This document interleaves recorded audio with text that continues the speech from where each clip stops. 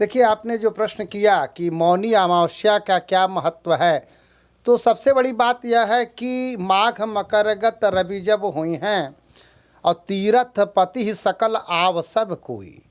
तो माघ में जब मकर राशि में सूर्य नारायण होते हैं तो सभी तीर्थपति जो है, सभी तीर्थ के स्वामी वहाँ पर आते हैं और आकर के लोगों को निर्मल करते हैं।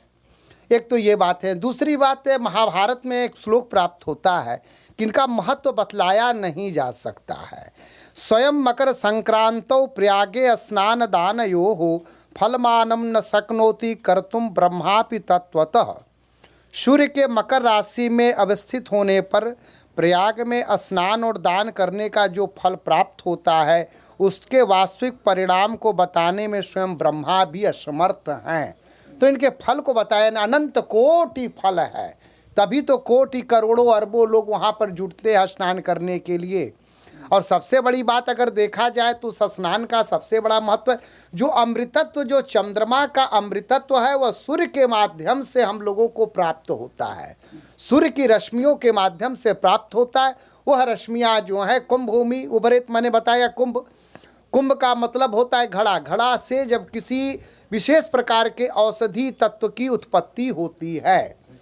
गुरुजी, सुबह स्नान का जो मुहूर्त है उसे सबसे ज्यादा शुभ बताया गया है, उसका क्या तात्पर्य है, उसकी क्या एक कहानी? देखिए, सबसे बड़ी बात है कि सुबह प्रातः काल का स्नान, ब्रह्म मुहूर्त का स्नान, ये सदैव से उत्तम है। इसके लिए कोई यह नहीं कि इसके क्या परिणाम है। स्नान जब भी होता है तो प्रातः काल में ही होगा, दोपहर में स्नान नहीं होगा।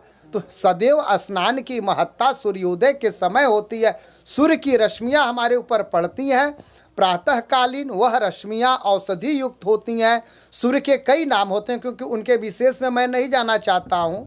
कहीं पर शिव को न सूर्य का नाम उषा भी है, सविता भी है, हेली भी है, पूखा भी है। तो उस समय जो सूर्य की स्थिति होती है, किस रूप में उषः काल की उत्पत्ति होती है, उषः काल का कुछ अलग अर्थ होता है, तो उस अपने अर्थ को प्रदर्शित करते हुए अपनी ऊर्जा प्रदान करते हैं। मौनी अमावस्या के दिन मौन रहने के पीछे कुछ विशेष बात है, कुछ विशेष कहानी है? जी हाँ, मौन रहने के पीछे बहुत अच्छी बड़ी बात है।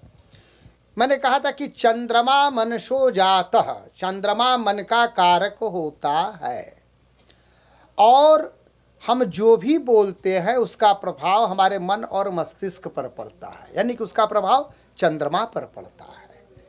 और मौनी अमावस्या के दिन चंद्रमा का कुछ हिस्सा जो है, बहुत से हिस्से जो है सूर्य में समाहित हो जाते हैं। तो इसलिए हमारे अपने मौन रहना चाहिए, अपने भी मन के हिस्सों को अंतरात्मा में समाहित करके उस कुंभ रूपी ऊर्जा को ग्रहण करना चाहिए। सूर्य से उस ऊर्जा को ग्रहण करना चाहिए, जिससे हमें तेज बल की प्राप्ति हो जाए। सबसे पहले गुरुजी, मौनी अमावस्या का स्नान कब हुआ था, क्या इसके बारे में? देखिए, तो अनादिकाल से चला आ रहा। जैसे अब अक्षय वट है, अब कब से, अब अक्षय जिसका क्षय न हो तो वो कब से चले आ रहे हैं। तो ये तो अनादिकाल से चले आ रहे हैं, इसलिए इनके विषय में कहना मुश्किल है।